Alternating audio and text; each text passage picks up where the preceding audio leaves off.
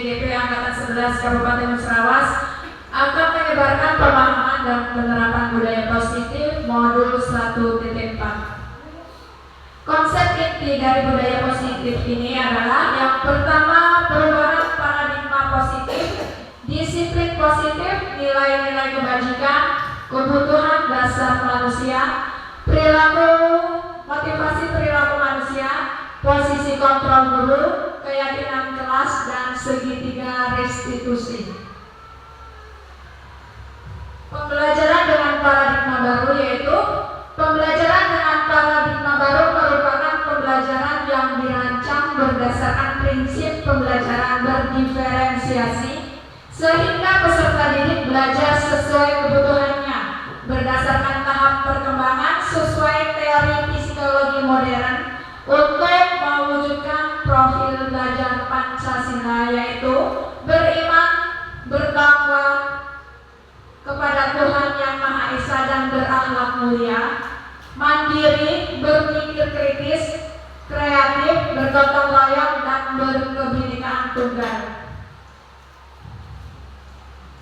Miskonsepsi tentang teori kontrol. Ilusi guru mengontrol murid. Kenyataannya, murid memiliki hak yang sama. Guru tidak bisa memaksakan kehendak pada murid. Guru tidak memiliki kontrol penuh terhadap murid. Ilusi bahwa semua penguatan positif efektif dan bermanfaat, tetapi pada kenyataan bujukan bukan salah satu bentuk kontrol. Murid mempunyai hak menolak bujukan kita. Murid bisa bergantung pada pendapat dan bujukan kita. Miskonsepsi tentang teori kontrol selanjutnya yaitu ilusi bahwa kritik dan membuat orang merasa bersalah dapat menguatkan karakter. Kenyataannya, menyalahkan murid dan membuat kritik tidak menguatkan, tapi melemahkan murid. Murid mempunyai persepsi negatif akan dirinya, adanya krisis identitas atau identitas gagal pada murid. Ilusi bahwa orang dewasa memiliki hak untuk memaksa. Kenyataannya, orang dewasa bisa mengontrol murid. Perilaku memaksa tidak efektif pada waktu jangka yang lama. Murid dapat memberontak sewaktu-waktu, memaksakan kehendak, menyebabkan permusuhan antara guru dan murid. Merubah paradigma stimulus respon ke pendekatan teori kontrol. Bila kita ingin membuat kemajuan perlahan, sedikit-sedikit ubahlah sikap atau perilaku Anda. Namun, bila kita ingin memperbaiki cara-cara utama kita, maka kita perlu mengubah kerangka acuan kita. Ubahlah bagaimana Anda melihat dunia, bagaimana Anda berpikir tentang manusia. Ubahlah paradigma Anda sebagai pemahaman dan penjelasan aspek-aspek tertentu tentang realitas. Menurut Stephen R.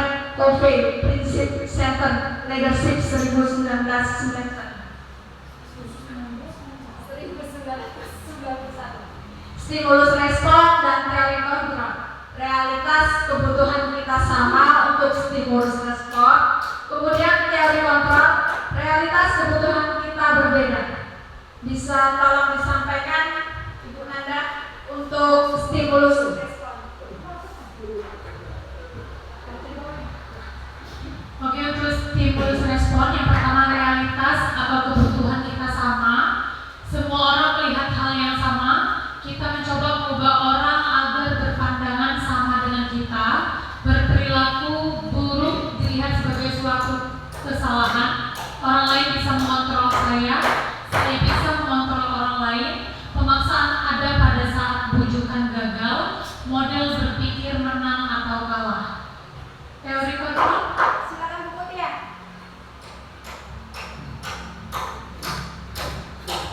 Teori kontrol atau kebutuhan kita berbeda.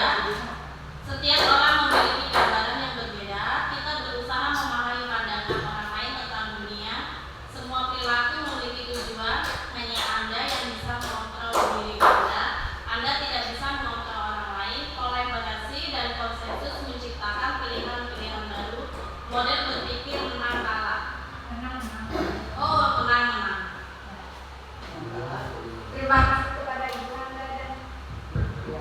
Mutia atas penyampaian stimulus respon dan teori kontrol. Selanjutnya disiplin positif. Disiplin positif merupakan salah satu cara penerapan disiplin yang bertujuan untuk menumbuhkan kesadaran serta memberdayakan peserta didik tanpa imbalan penghargaan atau reward, ancaman atau hukuman. Jadi kita di dalam kelas ya ibu-ibu tidak diperbolehkan untuk memberikan penghargaan karena itu akan membuat kecemburuan sosial kepada anak-anak yang belum mendapat penghargaan dari kita. Sebagai pendidik, tujuan kita adalah menciptakan peserta didik yang memiliki disiplin diri sehingga mereka berperilaku mengacu kepada nilai-nilai kebajikan universal dan memiliki motivasi intrinsik dalam perubahan perilaku ke arah yang lebih baik.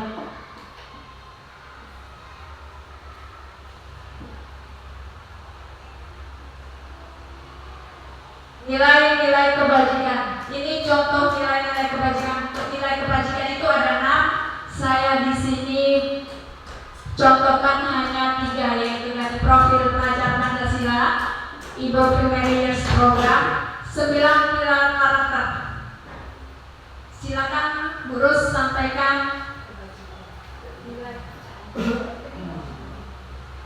profil pelajar Pancasila. Profil pelajar Pancasila yang pertama beriman bertakwa pada Tuhan yang Maha Esa dan berakhlak mulia. 2 mandiri, 3 bernalar kritis, 4 kebinekaan global, 5 gotong royong, 6 kreatif. Selanjutnya Pak.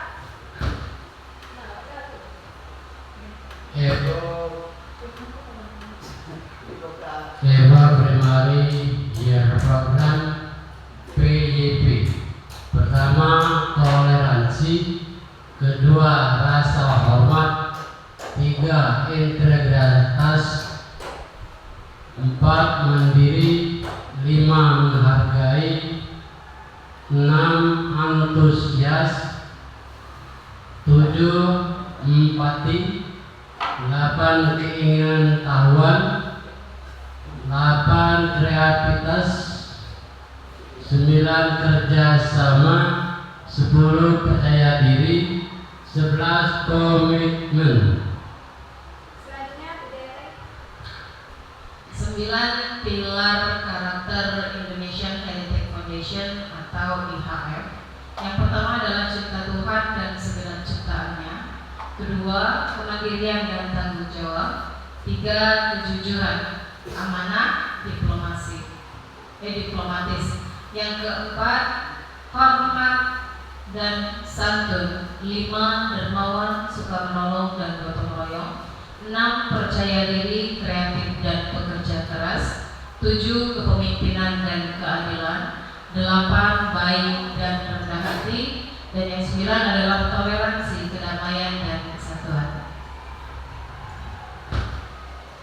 Terima kasih kepada rekan-rekan telah menyampaikan 3 di antara 6 nilai-nilai kebajikan. Selanjutnya, kebutuhan dasar manusia. Kebutuhan dasar manusia adalah segala sesuatu yang dibutuhkan oleh manusia untuk mempertahankan keseimbangan kondisi fisiologis dan psikologis yang bertujuan untuk mempertahankan kehidupan dan kesehatan. Next, lanjut. 5 kebutuhan dasar manusia yaitu kebutuhan bertahan hidup, kasih sayang dan rasa diterima atau kebutuhan untuk diterima, penguasaan, kebutuhan pengakuan atas kemampuan, kebebasan atau kebutuhan akan pilihan, kesenangan, kebutuhan untuk merasa senang. Motivasi perilaku manusia untuk menghindari ketidaknyamanan atau hukuman. Yang kedua, untuk mendapatkan penghargaan atau imbalan dari orang lain. Yang ketiga, untuk menjadi orang yang mereka inginkan dan menghargai diri sendiri dengan nilai-nilai yang mereka percaya. Selanjutnya, budaya positif kita yaitu keyakinan. Keyakinan kelas adalah seperangkat nilai dan prinsip yang disepakati siswa untuk memandu perilaku dan interaksi di dalam kelas. Sebelum kita memulai pembelajaran yang selanjutnya, sebaiknya kita di dalam kelas untuk melakukan keyakinan atau membuat kesepakatan kepada siswa kita dalam pembentukan keyakinan sekolah atau kelas. Yang pertama, keyakinan kelas bersifat lebih abstrak daripada peraturan yang lebih rinci dan konkret. Keyakinan kelas berupa pernyataan-pernyataan universal. Pernyataan-pernyataan universal tadi diubah menjadi dalam bentuk positif. Keyakinan kelas itu kita tidak boleh menggunakan kata-kata negatif ya, seperti dilarang, tidak boleh, itu tidak dianjurkan dalam membuat keyakinan kelas. Keyakinan kelas kita membuatnya menggunakan bentuk kata dalam bentuk positif. Misalnya di sini, coba ibu contoh keyakinan kelas atau peraturan kelas, sepakatan kelas di dalam kelas. Contohnya satu saja.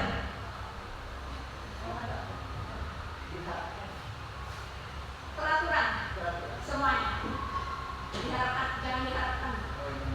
Diganti apa kalimat? Yang biasanya saja, biasa dipakai kita dalam membuat keyakinan kelas masyarakat. Tidak boleh. Boleh lanjut kata-kata selanjutnya. Diinginkan. Maksudnya bukan seperti itu. Misalnya seperti ini, membuat keyakinan kelas 4. Yang pertama, dilarang membuang sampah. Nah, itu tidak boleh dilakukan dalam membuat keyakinan kelas. Oh, berarti Ya. ini harus diganti dari dilarang, buanglah sampah. Buanglah sampah pada tempatnya, kan? Di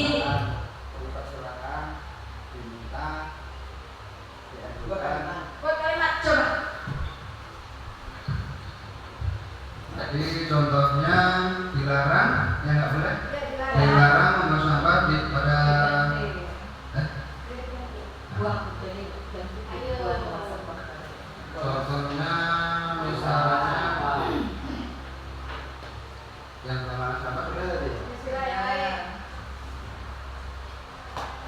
Kalau anjuran gimana Bu? Anjuran pada diharapkan pada anak untuk membuang sampah pada tempatnya.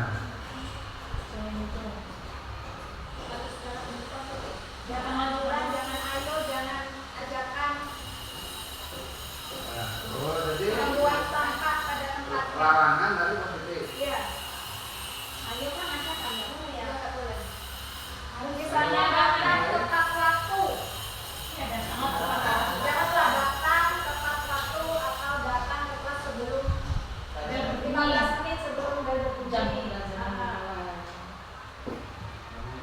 Itu loh. Itu yang ingin mau disampaikan ya. Datang tepat waktu ya. Ya, itu untuk nilai-nilai kebajikannya disiplin karena itu saling terkait ya. Keyakinan kelas kemudian diberikan nilai-nilai kebajikannya yang disiplin, tanggung jawab, komitmen. Kalau datang tepat waktu itu nilai kebajikannya komitmen. Ya. Selanjutnya, keyakinan kelas hendaknya tidak terlalu banyak sehingga mudah diingat dan dipahami oleh semua warga kelas. Keyakinan kelas sebaiknya sesuatu yang dapat diterapkan di lingkungan tersebut. Semua warga kelas hendaknya ikut berkontribusi dalam pembuatan keyakinan kelas lewat kegiatan curah pendapat. Yang terakhir, bersedia meninjau kembali keyakinan kelas dari waktu ke waktu. Jadi setiap bulan kita tinjau kembali peraturan keyakinan kelas yang ada di dalam kelas kita itu. Jika ada yang ingin ditambahkan atau dikurangi boleh. Selanjutnya, konsep disiplin dengan identitas gagal. Yang pertama, hukuman. Hukuman itu berefek pada anak kita, membuat menyakitkan, tidak nyaman, murid takut, memaksa, murid menyembunyikan kesalahan, murid menjadi rendah diri. Tetapi penghargaan tidak efektif, merusak hubungan atau sifat iri, mematikan kreativitas, menghukum dengan sistem ranking, merampas hak dan menghargai dirinya. Ini tadi yang sudah saya sampaikan, penghargaan itu lebih baik tidak dilakukan dalam kelas karena ini tidak efektif. Sudah disampaikan di situ. Selanjutnya, konsekuensi dan penghargaan. Konsekuensi penguatan jangka pendek, perlu monitoring berkelanjutan, stimulus atau respon, murid menghormati penghargaan, keheningan waktu untuk merenungi kesalahan. Lebih baik di sekolah kita tidak memberikan hukuman, tapi ke konsekuensi. Ya, penghargaan murid bertanggung jawab atas perilakunya, fokus pada pemecahan masalah jangka panjang. Lanjut. Contoh konsekuensi sama Bu. Konsekuensi contohnya misalkan anak tidak mengerjakan PR. Biasanya kita lakukan memberikan hukuman anak-anak lari keliling lapangan. Itu anak-anak masih dalam tetap belajar, kita diberikan konsekuensi, kamu tidak boleh istirahat waktu jam istirahat, kamu mengerjakan tugas PR tersebut. Ya. Konsep disiplin pendekatan restitusi. Sebuah cara restitusi ini sebuah cara menanamkan disiplin positif pada murid. Tolong disampaikan beserta ciri-ciri.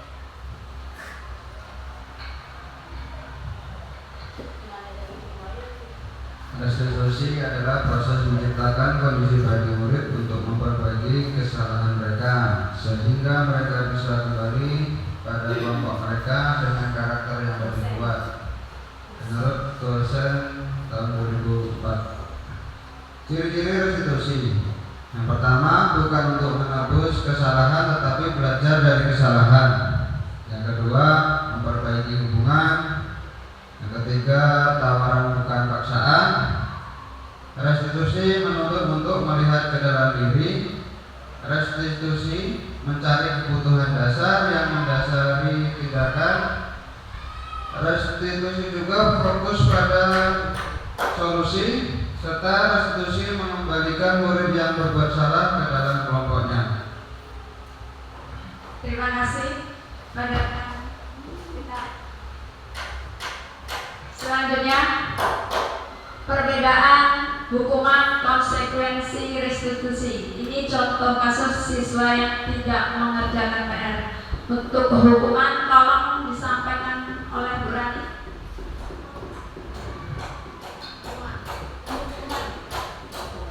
Hukuman itu guru menghukum siswa tersebut lari keliling lapangan sebanyak 2 kali. Guru marah dan murid takut. Selanjutnya, konsekuensi, guru memberikan konsekuensinya untuk mengerjakan PR saat istirahat. Guru tegas dan murid menaati peraturan. Restitusi, guru menyampaikan keyakinan kelas atau dirinya dan membantu siswa menyelesaikan masalahnya. Guru terbuka dan siswa menghormati dirinya dan orang lain.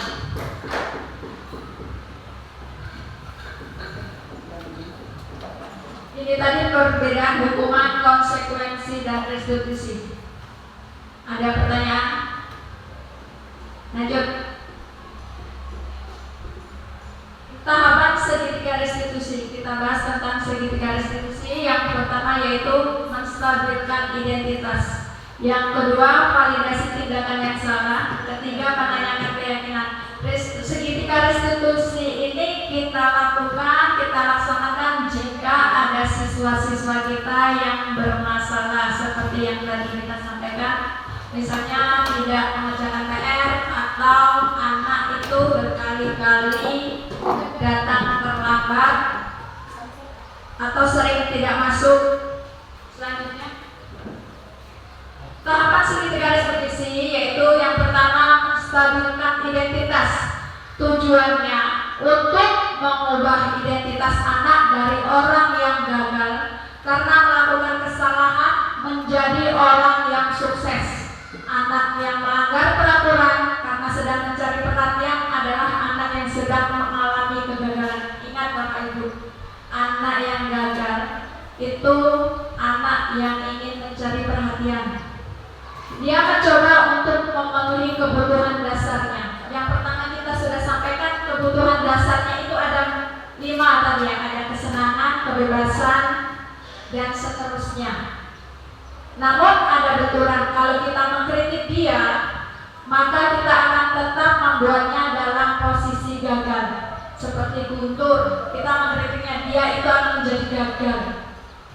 Kalau kita ingin dia menjadi efektif, reflektif, maka kita harus meyakinkan si anak dengan cara mengatakan kalimat-kalimat ini. Berbuat salah itu tidak apa-apa. Yang kedua, tidak ada manusia yang sempurna. Saya juga pernah melakukan kesalahan seperti itu. Kita bisa menyelesaikan masalah ini. Bapak Ibu tidak tertarik mencari siapa yang salah, tapi Bapak Ibu mencari solusi dari permasalahan ini. Kamu berhak merasa begitu. Terakhir, apakah kamu sedang menjadi teman yang baik buat dirimu sendiri? Ini dalam segitiga restitusi tahap menstabilkan identitas jika kita ada kasus-kasus permasalahan anak. Selanjutnya, yang kedua, validasi tindakan yang salah. Tujuan validasi tindakan yang salah ini memenuhi kebutuhan dasar. Kalau kita memahami kebutuhan dasar apa yang mendasari sebuah tindakan, kita akan bisa menemukan cara-cara paling efektif untuk memenuhi kebutuhan tersebut. Kalimat-kalimat di bawah ini mungkin terdengar asing buat guru. Namun, bila dikatakan dengan nada tanpa menghakimi akan memvalidasi kebutuhan mereka. Contohnya, padahal kamu bisa melakukan yang lebih buruk dari ini. Kamu pasti punya alasan melakukan hal itu. Kamu patut bangga pada dirimu sendiri karena kamu telah melindungi sesuatu yang penting buat kamu. Kamu boleh mempertahankan sikap itu, tapi kamu harus menambahkan sikap yang baru. Ini untuk tahap segitiga restitusi yang kedua. Yang ketiga, tahapnya itu menanyakan keyakinan. Pertanyaan-pertanyaan ini menghubungkan keyakinan anak dengan keyakinan kelas atau keluarga. Yang pertama, contoh kalimat pertanyaannya, apa yang kita percaya sebagai keyakinan kelas, sekolah atau keluarga? Apa nilai-nilai umum yang kita telah sepakati? Yang ketiga, apa bayangan kita tentang kelas yang ideal? Yang keempat, kamu mau jadi orang yang seperti apa? Lanjut.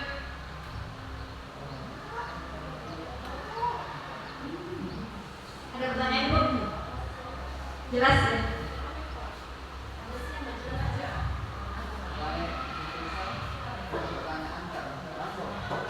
Yang kata Kiri tadi apa maksudnya kita Kalau dulu kan penghargaan boleh.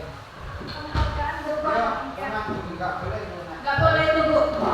Memberikan apa istilahnya? Dapat permen, dapat pensil, itu dapat menimbulkan sifat iri terhadap teman-temannya yang tidak dapat bagaimana?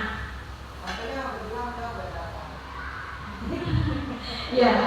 Selanjutnya 5 posisi kontrol, yang itu untuk kalimat ujian itu tidak boleh juga. boleh.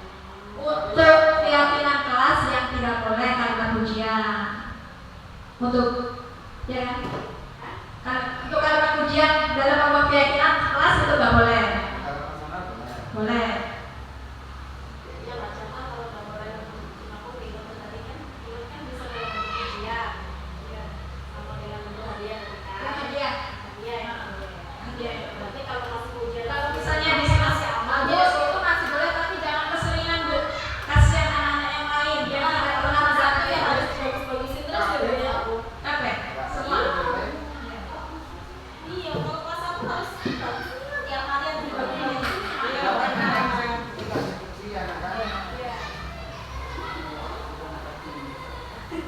Lanjut ya ibu-ibu, ini posisi kontrol kita sebagai guru. Biasanya kalau kita sebagai guru, posisi kontrol yang ini yang sering kita laksanakan, yang kita sering lakukan itu yang mana? Menghukum, membuat rasa-rasanya semua ya Bu ya.